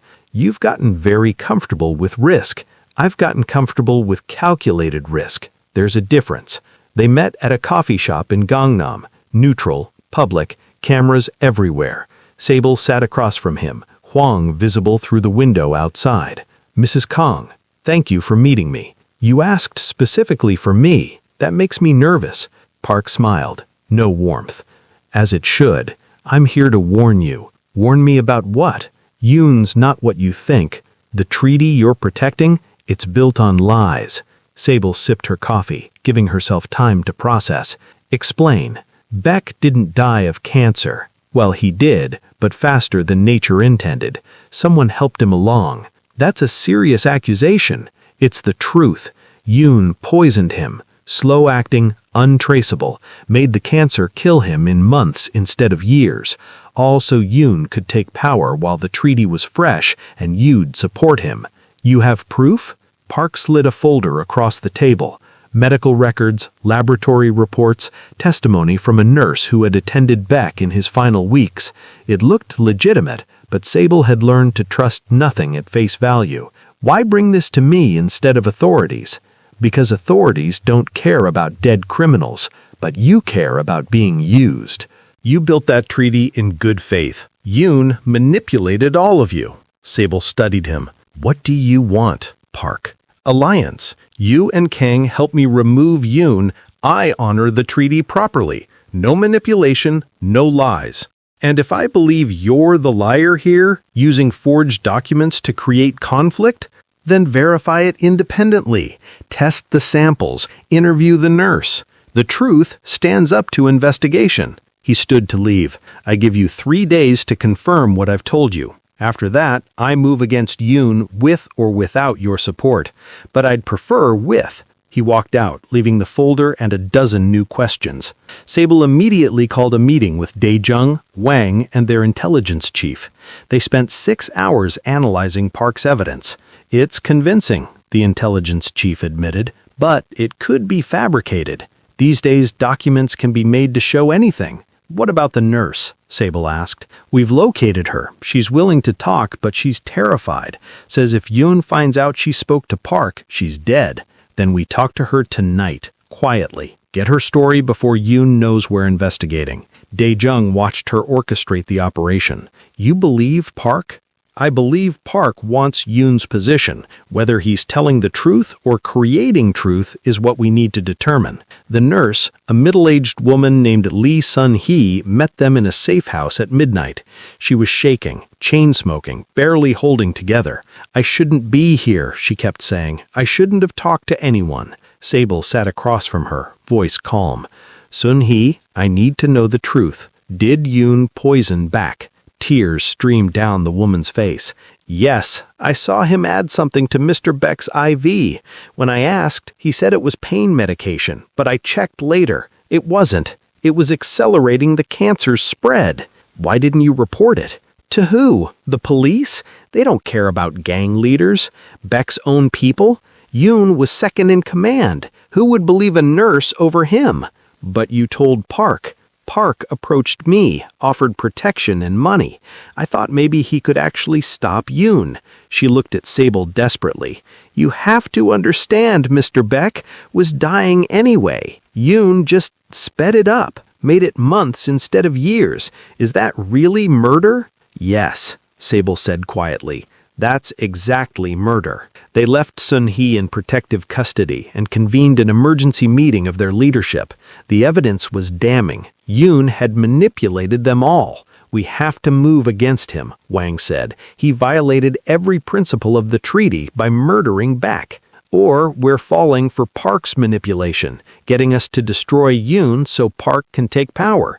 Either way, we're pawns. Sable stood, walked to her ever-present map wall. Option 3. We confront Yoon directly, give him a chance to explain or confess. Then we make our decision based on his response. That tips our hand, Wang warned. Good. I'm tired of games. Let's force truth into the open and deal with consequences. They summoned Yoon to a meeting the next evening. His face when he arrived told Sable everything. He knew they knew, and he'd prepared for this moment.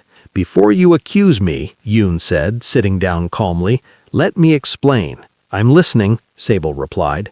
Beck was dying, slowly, painfully. Towards the end, he begged me to end it, make it faster. He didn't want months of degradation. He wanted to go while he could still think clearly, still control his legacy. So you poisoned him. So I granted him mercy, with his full consent and blessing. Dae-jung leaned forward. The nurse says you acted alone. The nurse didn't hear our private conversations. Beck asked me to keep it secret. Thought if people knew he'd requested accelerated death, it would undermine his image. I honored that request. Convenient. Truth often is. Yoon met each of their eyes. I did what a dying man asked. I won't apologize for mercy, but I understand if you see it as betrayal. Sable watched him carefully. He believed what he was saying. Whether it was true or elaborate self-justification was harder to determine. Park's moving against you, Sable said, using this as justification to break the succession agreement. I know. He's been consolidating support for a week. He'll attack within days. And what do you want from us? I want you to honor our treaty, support the succession Beck chose, regardless of how his death was managed. Or, Yoon paused, let Park take over and renegotiate everything. Your choice. After he left, they debated for hours. Trust Yoon's mercy-killing story? Back Park's coup? Stay neutral and let them fight? Sable felt the weight of decision like physical pressure. This is what Beck warned me about. Days, not weeks. Park testing Yoon immediately. We're living his prediction. So what's your call? Dae-jung asked. She thought about the treaty, the peace they'd built, the lives saved by avoiding war. We honor our commitment to Yoon, not because we trust him completely, but because changing horses midstream creates chaos. We stabilize first, investigate properly later. If Yoon proves untrustworthy after we've secured peace, we deal with him then. You're choosing the devil we know, Huang observed. I'm choosing continuity and giving Mercy the benefit of doubt.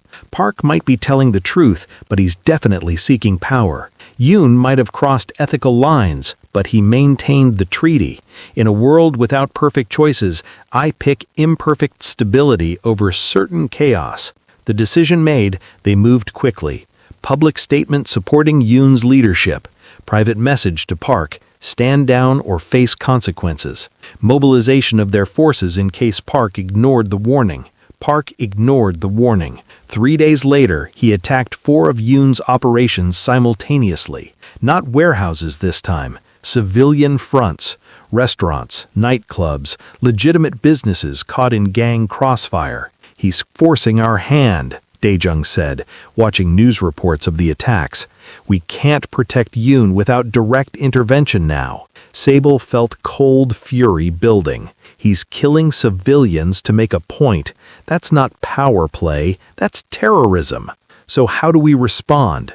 She looked at him, then at the map, then at her belt hanging by the door, worn from 6 months of becoming a symbol. We end this, tonight, decisively. Park wants war, we give him total defeat instead. What are you thinking? His nightclub stronghold, the one he kept in the succession agreement, that's where he's operating from, where his command center is.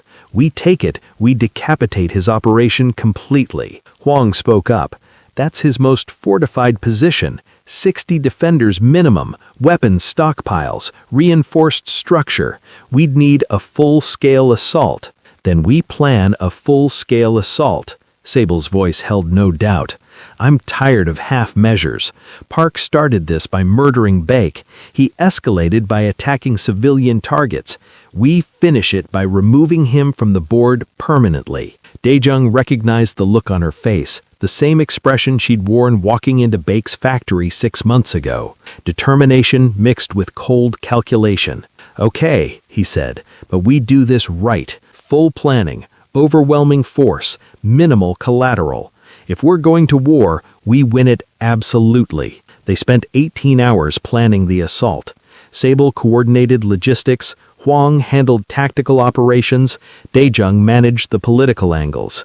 Every detail mattered. Entry points, timing, rules of engagement, and at the center of it all, Sable's role. She would lead the primary assault team, not because she had to, but because she needed to. This was her commitment fully realized. No more half in. She was part of this organization, and organizations led from the front. I'm going with you, Dae-jung stated when she outlined her role. No, you're too valuable. If something goes wrong, then we both fall or neither does. Partnership, remember? She wanted to argue but saw the iron in his expression. Together then, always. The assault was scheduled for 2 a.m., when the nightclub was closed, but Park's command staff would be present. 30 of their best operators, split into 3 teams. Sable and Dae-jung leading Alpha Team through the main entrance, 2 supporting teams securing exits and preventing escape. The night before, Sable stood on their penthouse terrace, looking out at Seoul's lights. Dae-jung joined her, silent companionship. Scared? Asked he. Terrified, exhilarated, certain. All of it. You don't have to do this. We can send others. I know, but I need to. For me, to prove to myself this isn't just talk and planning, I can execute. You've proven that already. Not at this scale. Tomorrow I either cement my place in this world or die trying. There's no middle ground left. He took her hand. Then we cement it, together, and we come home to build something lasting from this chaos. Promise? Promise. They stood together, two unlikely partners facing an uncertain future, bound by choice and commitment that went deeper than contracts or treaties. Whatever happened tomorrow would define them and redefine Seoul's underworld forever. 2 a.m., Seoul's District 5, where nightlife died and shadows ruled. Park's nightclub, Club Exodus, sat dark and hostile. 4 stories of reinforced concrete and bad decisions. Sable crouched in the tactical van 2 blocks away, checking her gear for the 3rd time. Kevlar vest, tactical belt, weapons, communications, and her original belt, the Hermes that started everything, strapped around her waist like a talisman. Daejung sat beside her, silent and focused. Around them, 30 operators prepared with professional calm. This was it. No more planning, no more delays. Tonight, they ended Park's ambition permanently. Alpha Team status. Huang's voice crackled through comms. Ready, Sable confirmed. Bravo Team ready. Charlie Team in position. Huang's final check. Remember, Park alive if possible. Everyone else defensive force only unless they engage. We are not here to massacre. We are here to remove a threat and send a message. Execute in 60 seconds. Sable's heart hammered. She'd done combat before, but nothing this large, this planned. This was warfare, not a fight. Daejung caught her eye, nodded. We've got this. She nodded back. Together. Execute. Alpha Team moved fast through the nightclub's main entrance. The front door was reinforced, but they'd planned for that. Breaching charge, controlled explosion, entry in the smoke and confusion. Inside was chaos instantly. Park's defenders scrambled from surprise, reaching for weapons, shouting warnings. Sable's team moved in practiced formation, clearing rooms, securing threats. She spotted a defender raising a shotgun at Huang's back. Her belt snapped out instinctively, leather wrapping around the barrel, yanking it aside. The shot went wild. Huang spun, neutralized the threat. They pushed deeper, heading for the 3rd floor where intelligence said Park's command center operated. Resistance intensified. These were Park's personal guards, better trained, more loyal. Gunfire erupted. Sable took cover behind an overturned table, returning fire with controlled bursts she'd learned over months of training. This was real. Lives depended on her accuracy, her calm, her leadership. Bravo Team, you're clear to advance, she called into comms, coordinating the assault even while under fire. Charlie, seal the north exit. Don't let anyone out. Daejung fought beside her, moving like he'd been born to this violence. Together, they cleared a path to the stairwell. 3rd floor, heavier resistance. Park had prepared for assault, created defensive positions. The fight turned brutal. Close quarters, hand-to-hand when ammunition ran low. Sable found herself facing 3 defenders in a hallway too narrow for guns. Her belt became her weapon, whipping, binding, striking with the buckle. She'd trained for this, but training and execution were different animals. Adrenaline, fear, determination all mixed into a clarity that felt like slow motion. One defender went down to a belt strike across the throat. Second, to a sweep and knockout. Third, she disarmed and restrained with leather binding his wrists. Clear, she called, breathing hard. They reached the command center door, reinforced steel, keypad lock. Daejung placed a charge while Sable covered the corridor.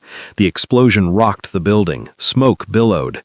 They pushed through into a room filled with monitors, maps, communication equipment, and Park Jae-won himself, standing behind a desk with a pistol aimed at the door. Far enough, he said calmly. I was wondering which of you would lead the assault. Should have bet on the wife. Sable kept her weapon trained on him. It's over, Park. Your people are subdued. Buildings secure. Lower your weapon. Or what? You'll shoot? We both know you're not a killer, Mrs. Kang. You're a consultant playing gangster. You killed civilians tonight. Innocent people caught in your ego tantrum. That makes you a terrorist, not a gang leader. Semantics. In our world, collateral damage is called Tuesday. Park's smile was cold. But I'll give you credit. You've got courage, walking in here, leading this assault. More spine than most men I know. Last chance, weapon down. I don't think so. See, if I surrender, I'm dead anyway. Yoon will have me killed to prevent future challenges. So why not go out fighting? Take a few of you with me. His finger tightened on the trigger. Sable saw it happening, time slowing to terrible clarity. He was going to shoot. Dae-jung was diving to cover her. She was moving, belt already uncoiling from pure reflex. 3 things happened simultaneously. Park fired. The bullet meant for Sable's chest caught Dae-jung's shoulder as he shielded her. He went down hard. Sable's belt snapped out with every ounce of strength and fury she possessed. The buckle caught Park's wrist, shattering bone. His gun clattered away, and Hwang, entering from a side door they'd missed, put 2 rounds into Park's chest, center mass, professional, fatal. Park dropped, eyes wide with surprise that he was dying, that it had ended like this. Sable didn't care. She was on her knees beside Dae-jung, hands pressing his shoulder where blood pulsed dark and steady. "Stay with me," she commanded, voice breaking. "You don't get to die. Not tonight. Not ever." His eyes found hers, pain-clouded but aware. "Park, dead. It's over. But you need to stay conscious. Medical's coming." Did we win? We won, completely. Now stop talking and breathe. Hwang was on comms calling for emergency medical. Sable kept pressure on the wound, feeling Dae-jung's life pulse against her palms, refusing to let go. Partnership. Till death do us part. Not today. You promised me we'd come home together, so you're keeping that promise. He smiled slightly, fading. Bossy. You married a bossy woman. Deal with the consequences. The medics arrived, took over, loaded Dae-jung on a stretcher. Sable followed, leaving Hwang to secure the scene and process the aftermath. In the ambulance racing toward the hospital, she held Dae-jung's hand, watching monitors that measured his survival in digital readouts. The bullet had missed major arteries. He'd live, but he'd taken it for her, thrown himself into harm's way without hesitation. "Why did you do that?" she asked quietly. "Because you matter more," he managed through pain medication starting to kick in. "Organization can replace me, can't replace you. That's the stupidest thing you've ever said, and I'm telling you this every day for the rest of your life. Looking forward to it." At the hospital, surgeons took him immediately. Sable waited in a private room Hwang had arranged, still in tactical gear, hands still bloody, coming down from adrenaline into exhausted clarity. They'd won. Park was dead. His organization would fracture and be absorbed. The treaty would hold. Yoon's position was secure. Everything they'd fought for was accomplished. But the cost. Dae-jung bleeding, taking a bullet meant for her, showing that his love wasn't words, but action. Hwang arrived with updates. Building secure. 23 of Park's people in custody. The rest scattered. Intelligence recovered from the command center will keep us busy for months. It's a complete victory, Mrs. Kang. Is it? My husband's in surgery, with minor injuries that'll heal completely. He'll be back to running operations in a week.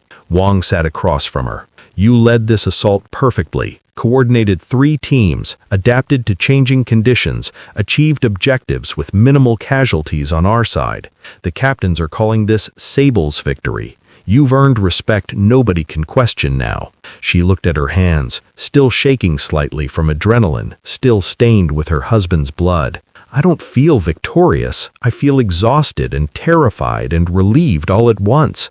That's how real victory feels. Not clean or simple, just necessary and costly and ultimately worth it. The surgeon emerged 4 hours later. He's stable. Bullet removed, damage repaired, no complications. He'll need rest and physical therapy, but full recovery expected. Sable nearly collapsed with relief. Can I see him? He's still sedated, but you can sit with him." She did, pulling a chair beside his hospital bed, watching him sleep off surgery and trauma. In the harsh fluorescent light, he looked vulnerable, human, mortal. Not the frozen Mafia boss, but just a man who'd loved her enough to stop a bullet. When he woke 6 hours later, first light filtering through the windows, his eyes found her immediately. "You stayed." "Of course I stayed. Where else would I be? Running the organization, consolidating our victory, doing the 100 things that need doing. Wong's handling it. My place is here." He reached for her hand, grip weak but determined. "We did it. We actually did it. You did it. Took a bullet and survived to brag about it. We. Partnership. You led the assault. I provided dramatic sacrifice. Team effort." She laughed despite everything. "Only you would make getting shot sound like strategic planning. It worked, didn't it?" They sat in comfortable silence, watching Seoul wake up to a city slightly more peaceful because of their violence, slightly more stable because of their commitment. "What happens now?" Sable asked eventually. "Now we build. The treaty holds. We've eliminated the main threat to it. Yoon owes us everything. We consolidate power, expand operations, maybe even go partially legitimate, create something lasting. With you recovering for weeks. With you leading while I recover. The organization trusts you now, respects you. You've proven yourself beyond any doubt. I just wanted to protect what we'd built. And you did, spectacularly." He shifted, wincing at the movement. "I've been thinking about succession, about the future. If something happens to me, nothing's happening to you. But if it did, I want you leading, not temporarily, permanently. You're the strongest person in this organization." Sable stared at him. "You can't be serious." "Completely serious. You've earned it. Led an assault, negotiated treaties, outmaneuvered rivals. The captains follow you. You've got tactical brilliance and strategic vision. Why wouldn't I name you successor? Because I'm an outsider, an American, a woman, a black woman in Korean Mafia business. All of which makes you underestimated, which makes you dangerous. The perfect combination." He squeezed her hand. "Think about it. Don't answer now, but know that my will is already updated. If I die, everything goes to you." She didn't know how to respond to that. This man who'd been frozen for a decade, who'd built walls around his heart until she accidentally demolished them, was now trusting him with his entire life's work. "I love you," she said, instead of arguing. "Stupidly, completely, probably unwisely given our profession. But I love you. Good. Because I love you too, and that's why I trust you with everything." The next weeks were recovery, consolidation, and transformation. Daejong healed, while Sable ran operations with Hwang's support. The captains accepted her authority without question. She'd earned it in blood and tactical brilliance. Yoon honored the treaty meticulously, strengthened by their support and grateful for their intervention. Park's organization dissolved, its pieces absorbed by Yoon and a few neutral players. Peace held, fragile but real. Sable adapted to leadership, discovering she had instincts for it, managing people, arbitrating disputes, making hard decisions that affected lives. She was good at it, terrifyingly good. 3 months after the assault, with Daejong back to full strength, they stood together on their penthouse terrace, watching Seoul's endless lights. "You've changed this city," Daejong observed. 6 months ago, it was gang war and chaos. Now, actual cooperation between organizations, a treaty that's holding. Stability. We changed it. Together. But you were the catalyst, the fresh perspective that saw possibilities instead of just grudges. Sable thought about that. About walking into Bake's factory with just a belt and audacity. About negotiating treaties and leading assaults and becoming someone she'd never imagined. "I used to think I was playing at this," she admitted. "Consultant pretending to be gangster. But somewhere along the way, it stopped being pretend. This is who I am now. Regret it? Not even a little bit. This city, this life, you. It's where I belong. Took coming to Seoul to find that out, but here we are." "Here we are," he echoed, pulling her close. building an empire on intelligence, strategy, and the terrifying effectiveness of a well-used belt. She laughed. That should not have worked as well as it did. But it did, because you made it work. You took something ordinary and turned it into a symbol. That's power. They stood together, partners in every sense, watching their city settle into peace they'd fought for and built from violence and vision. And somewhere in Seoul's maze of light and shadow, people who doubted her, underestimated her, thought she was weakness disguised as strength, those people had learned. You grab the wrong woman, you get consequences. You threaten her, she shows up. You fight her, she wins. And if you're very unlucky, you discover that the curvy black woman with the designer belt isn't decoration or liability or easy target. She's the most dangerous player on the board, and she's just getting started. 6 months after Park's death, Seoul's underworld had settled into a new equilibrium. The treaty held stronger than anyone expected. Yoon ran his organization with cautious competence. Smaller operators respected new boundaries. Violence was down 40%, not eliminated, never eliminated in their world, but reduced to manageable levels. Sable stood in what used to be a conference room and was now her personal office within Kang Enterprises' legitimate front. Maps still covered one wall, but they showed business expansion now, not just territorial control. She'd pushed the organization toward legitimate operations, real estate, entertainment, technology investment. Wash the money clean and build something sustainable. Huang entered without knocking, a privilege she'd granted him after the assault. "Mrs. Kang, we have a situation." She looked up from financial projections. "Defined situation. Baek's daughter. She's returned from studying abroad. Wants to meet with you." Sable felt the pieces clicking into place. Baek had mentioned a daughter once during negotiations, sent away years ago to keep her separate from his world. What does she want? She says she knows her father was murdered. She wants justice. He was dying anyway. The poisoning just accelerated. She doesn't care about nuance. She wants someone to pay for interfering with his natural death, and she's looking at Yoon. Sable sat back, feeling the familiar weight of decisions that affected lives. How old is she? 24, American educated, business degree, and from what our intelligence says, she's been quietly building support among her father's old guard, people who resent Yoon's leadership. Another succession crisis. Potentially. If she challenges Yoon, the treaty's in danger. Park proved that much. Sable stood, walked to her map wall, set up a meeting, just her and me, private. I want to understand what she actually wants before this escalates. Boss won't like you meeting potential threats alone. She smiled slightly at boss. They'd started using it for both her and Daejong interchangeably, acknowledging the dual leadership. Boss trusts my judgment. Besides, if Baek's daughter wanted me dead, she'd have moved already. She wants something else. The meeting was arranged for a neutral cafe 2 days later. Baek's daughter, introduced as Emily, her American name, was striking and composed. She had her father's calculating eyes, but her mother's softness around the edges.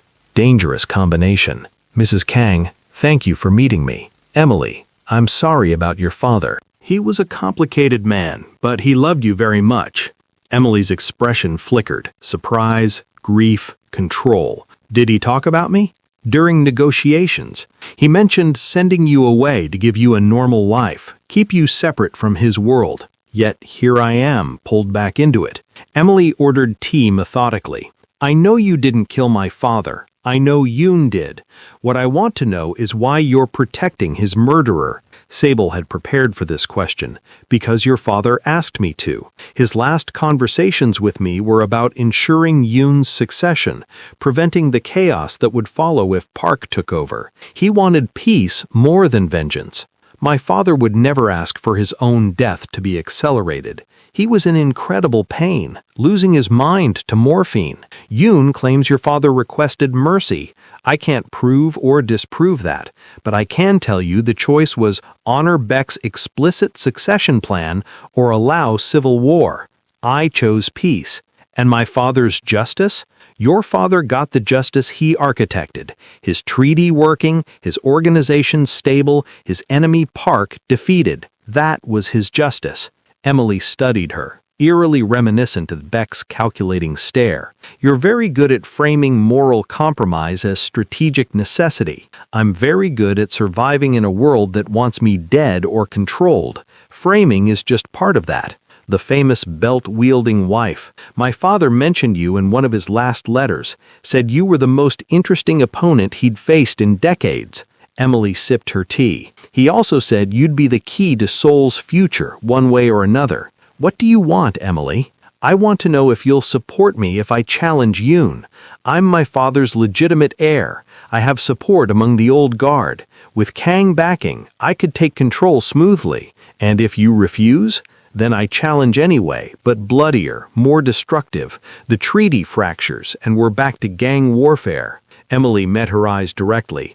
I'm giving you the choice because my father respected you, but I'm not asking permission. Sable felt the familiar weight of decisions, the calculus of lives and stability. Emily was smart, educated, probably capable, but she was also young, untested, driven by grief and vengeance disguised as inheritance rights. I need time, Sable said, to discuss with my husband, evaluate options, understand what you'd actually do with power. You have 1 week, then I move regardless. They parted with professional courtesy masking the threat underneath. Sable returned to the penthouse where Dae-jung was recovering from physical therapy, his shoulders still not quite back to full strength. Beck's daughter wants to overthrow Yoon, claims inheritance rights and hints at civil war if we don't support her. Dae-jung absorbed this calmly. What's your assessment? She's smart, determined, possibly more capable than Yoon, but she's motivated by grief, and grief makes bad strategy. If we back her, we might get better leadership, or we might get someone who rules emotionally instead of practically. And if we refuse, war. She'll force it anyway, fracture the treaty, undo everything we built. They sat in silence, the familiar, comfortable thinking space of their partnership. Third option, Dae-jung finally said. Bring her in, not as Yoon's replacement, but as his partner. Force them to co-lead. She gets involvement and influence. Yoon keeps stability. We maintain the treaty by integrating rather than choosing. Sable turned the idea over. That's actually brilliant, but will either of them accept it? Make them. We hold enough power now to dictate terms. Emily gets control eventually. Yoon's not young and his health isn't great, but she earns it by proving herself as co-leader first. Yoon gets security of our continued backing if he accepts shared power. You're talking about forcing a shotgun partnership on two people who hate each other. I'm talking about preventing war by creating interdependence. It's what we did with the original treaty, just applying the same logic to succession. Sable kissed him, sudden and fierce. This is why I married you. Brilliant, devious, strategic thinking. Thought you married me for my charming personality. That too, but mostly the strategic thinking. They spent 2 days setting up the framework, then called a meeting. Emily, Yoon, themselves, and Hwang as witness. The private restaurant felt heavy with tension. You're wondering why I called you both here. It's simple. Emily wants Yoon's position. Yoon wants to keep it. Both have legitimate claims. Both have the power to destroy each other and the treaty in the process. So here's what's happening instead. She laid out the co-leadership structure. Emily as official successor and active partner, learning operations while contributing fresh perspective. Yoon as senior leader, maintaining stability while mentoring his eventual replacement. Binding agreement that neither could act against the other without Kang approval. This is ridiculous, Yoon protested. I don't need a babysitter. You need insurance, Dae-jung corrected. Emily represents legitimacy and fresh blood.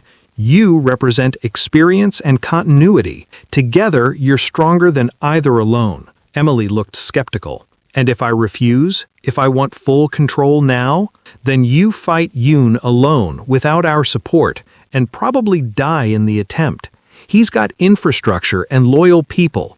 You've got anger and moral claims. Guess which wins? And if Yoon refuses, then we back you completely and he faces 2 organizations instead of 1. He loses everything. Silence. Both parties calculating, both recognizing the trap Sable and Dae-jung had built. Accept partnership or face guaranteed destruction. 6 months trial, Emily finally said. If Yoon betrays me or sabotages my role, the agreement's void. Same if you undermine his authority or act without consultation, Yoon countered. Agreed on both sides, Sable confirmed. You're bound together whether you like it or not. Make it work or lose everything.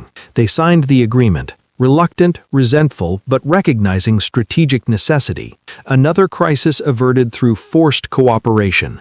After they left, Wong laughed quietly. You two are terrifying. You just created peace by making war more expensive than partnership.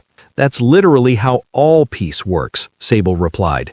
We're just more explicit about it. The co-leadership took 3 months to stabilize. Emily and Yoon fought constantly at first, until they realized fighting achieved nothing but weakening them both. Gradually, grudging respect emerged. Emily's fresh ideas balanced against Yoon's experience. They became effective despite themselves. Seoul's underworld achieved something unprecedented. Actual stability. Not perfect, never perfect in a world built on violence and vice, but functional, manageable, almost normal. Sable watched it all from her office, coordinating legitimate business while maintaining shadow control of the criminal enterprise. She'd become what she never imagined, a mafia boss who used spreadsheets as often as weapons, who negotiated corporate mergers and gang territories with equal facility. You look thoughtful, Dae-jung observed, entering with coffee for both of them. I'm thinking about how far we've come. 6 months ago, I was a consultant reviewing shipping manifests. Now I'm running a criminal empire while developing legitimate business interests. How did this become my life? One decision at a time, each one moving you deeper into this world. Regrets? None. You? She considered. I regret the violence, the necessity of it, but I don't regret the results. Seoul's more stable, fewer people are dying, and we built something that might actually last. Built from treaties and belt attacks. She laughed. That belt saved my life more times than I can count. Speaking of which, Dae-jung pulled a box from his jacket. Anniversary gift. Inside was a new belt, custom-made, Italian leather, with a buckle that concealed a small blade. Beautiful and deadly simultaneously. It's perfect, she breathed. Functional and fashionable. Like you. I'm keeping the original too, retirement with honors. As it should be. They stood at the window together, watching their city move through another day of relative peace. Somewhere below, Emily and Yoon were managing territories. Wong was training new recruits. Legitimate businesses were generating clean money. The empire was functioning. What's next for us? Sable asked. Expansion. Korea's stable, but there are opportunities in Southeast Asia, Singapore, Bangkok, Manila, places where our model could work. You want to export our treaty system? Why not? If it works here, it could work elsewhere. Build a network of cooperative organizations instead of competing ones. Create regional stability through enlightened self-interest. Sable turned the idea over. Ambitious, risky, potentially transformative. That's a 5-year plan minimum. Good thing we're thinking long-term. Good thing we're partners. Always. Her phone buzzed. Message from Emily. Yoon's people tried backdoor dealing. Caught them. Applied consequences. Partnership holding but tested. Sable showed Dae-jung, who smiled slightly. She's learning. Fast. Like I did. Like anyone does in this world. Adapt or die. She typed back. Good catch. That's leadership. Yoon respecting the process? Emily's response. Grudgingly. Says you two trained me well. Not sure if compliment or complaint. Both, Sable replied. Take it as both. As evening settled over Seoul, painting the sky in shades of amber and violet, Sable reflected on the impossible journey she had taken. From Atlanta to Seoul. From consultant to crime lord. from outsider to the woman who'd reshaped an entire city's underworld through intelligence, determination, and a designer belt wielded like a weapon of mass destruction. "Do you think we're the good guys?" Sable asked suddenly. He considered. "I think we're pragmatic guys. We reduce harm, create stability, protect our people. In a world without perfect choices, we make the best ones available." We're not heroes, but we're not villains either. We're survivors who built something from chaos and try to keep it functioning. I can live with that. Good, because we've got dinner with the mayor tomorrow, negotiations with the tech consortium on Thursday, and Emily wants guidance on the nightclub expansion. Being pragmatic is a full-time job. She laughed, rich and genuine. "Remember when my biggest stress was quarterly reports? You were bored out of your mind. I really was. This life is terrifying and exhausting and occasionally soul-crushing. But it's mine. Ours. We built it together, and every day we make it stronger. That matters." It does. They moved away from the window as night fully claimed the city. Somewhere in Seoul's vast maze of light and shadow, people lived slightly safer because of the treaties they'd built. Organizations cooperated because failing to do so meant facing Kang's unified response. Peace held because violence had been made more expensive than partnership. And at the center of it all, the curvy black woman from Atlanta who'd walked into an enemy stronghold with nothing but a belt and audacity, who'd proven that being underestimated was the greatest weapon of all. She'd grabbed the wrong woman, Seoul's underworld had learned, and that mistake had changed everything. But the story wasn't over. Empire building never was. Tomorrow would bring new challenges, new threats, new opportunities to prove that intelligence and determination could reshape even the darkest worlds. Sable Washington Kang, Queen